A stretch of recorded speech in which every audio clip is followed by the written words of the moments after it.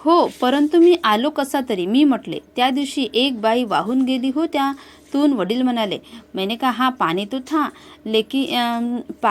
लेकिन मैं कैसे तो भी आ गया. फिर मुझे पिताजी बोले अरे उस दिन वहाँ से एक औरत बह गई. बरे ते कपडे काढ, कडक पाण्याने अंघोळ कर, आई म्हणाली. फिर आई ने कहा मुझे कि बेटा अभी तेरे कपड़े जो गिले हो गए उसको निकाल और गरम गरम पानी से नहा ले. मी आंघोळीस गेलो. धाकट्या भावाने माझे लहानसे गाठोडे छोड़ले. जब मैं नहाने के लिए गया तो जो मेरा छोटा भाई था उसने मेरी जो गठड़ी थी वो छोड़ी, मतलब उसको खुला किया.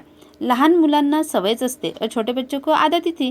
त्यांना वाटत असते की काहीतरी आपल्यासाठी आणलेले असेल. उनको ऐसे लगता है कि अगर बाहर से कोई आए तो हमारे लिए कुछ ना कुछ लाया होगा.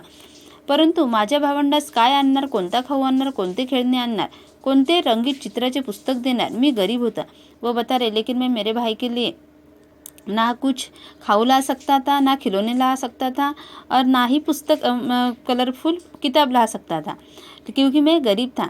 परंतु माझ्या भावास त्या गाठोड्यात काहीतरी सापडले. लेकिन फिर भी मेरे भाई को उस गठरी में कुछ तो भी मिला. त्यात कोट सापडला. उसमें क्या मिला उनको? कोट मिला.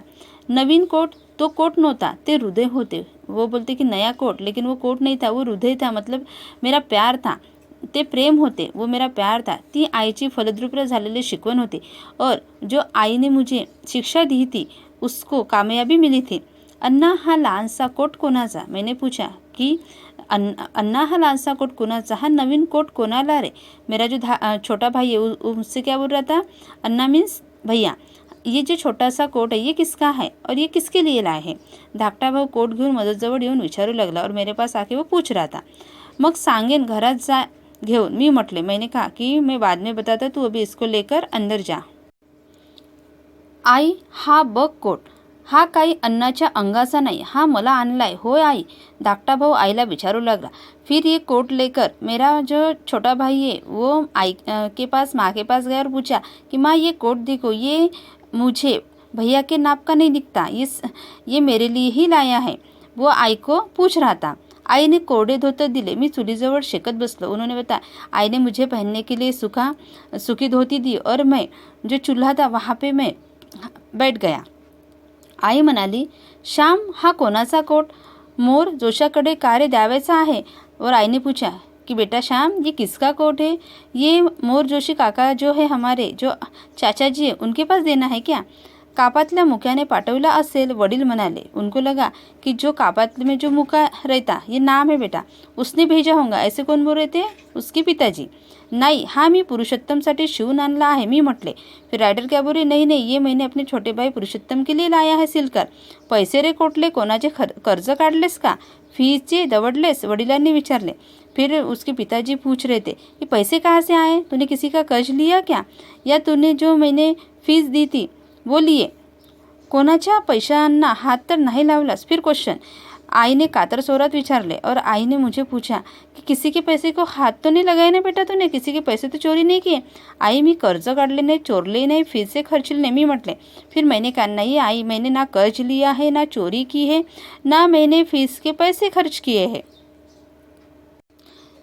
मग उधार का शिवून आणलास? श्याम वडिलांनी विचारले. फिर मेरे जो पिताजी वो पूछ रहे थे कि तुमने उधारी में तो सिलकर नहीं लायास? भाऊ तुम्ही मला खाऊला आना 2 आने देत असा, ते मी जमवले. गेल्या 2-3 महीन्याचे सारे जमवले. फिर वो पिताजी को क्या बोलता था? भाऊ. मतलब अपने पिताजी को उसने भाऊ कहा और बोला कि आप जब दापोली में आते तब मुझे खाओ खाने के लिए आप आना 2 आने दे के चले जाते थे, तो वही पैसे को मैंने जमा किया. त्यातून हा कोट शिवून आणला. उसमें से मैंने ये कोट सिला. आई म्हणत असे, तुझे अण्णा दादा मोठे होतील मग पुरुषोत्तमला नवीन शिवतील कोट. और आई हमेशा बोल रही थी कि जब तुम्हारे भैया बड़े हो जाएंगे तब आपको मतलब पुरुषोत्तम को नया कोट सिल कर देंगे. मी मनात ठरवले होते की येताना त्याच्यासाठी नवीन कोट आणायचं. जबीच मैंने मन में ठान लिया था कि जब भी मैं आऊँगा तो पुरुषोत्तम के लिए नया कोट लेकर आऊँगा. पुरुषोत्तम बघ तुला होतो का, मी म्हटले. फिर मैंने पूछा पुरुषोत्तम देख बेटा, देख तेरे को हो रहा क्या? अन्ना हाँ बघ छान होतं. फिर उसने क्या बोला, हाँ भैया देखिए मुझे बहुत अच्छे से हो रहा है. आणि आतलाही खिस्सा आता माझी पेन्सिल हरवणार नहीं। और उसने कहा कि इसमें तो अंदर भी जेब है और अभी मेरी पेन्सिल नहीं घूमेंगी। आई बघ पुरुषोत्तम आईला दाखवू लागला और आई बघ ऐसे करके जो पुरुषोत्तम था वो आई को दिखा रहा था। मी सांगितलेली हकीकत ऐकून आईला गहीवरून आला।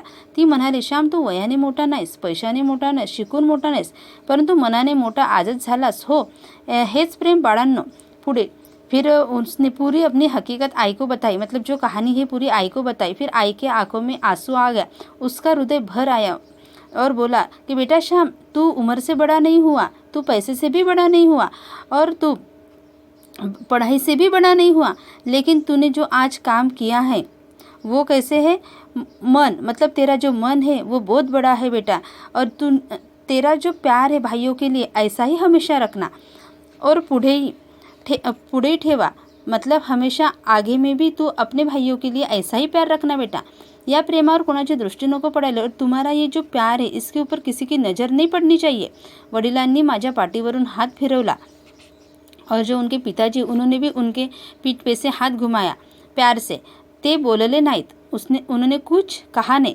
त्या हाथ फिरवण्यात सारे बोलने होते, त्यांच्या साऱ्या स्मृति होत्या। वो बता रहे कि उन्होंने कुछ कहा नहीं, लेकिन जब वो हाथ घुमा रहे थे तो उसमें ऐसे लग रहा था वो बहुत कुछ बोल रहे हैं और उनके बहुत सारी यादें उस हाथ में थी। ओके बेटा।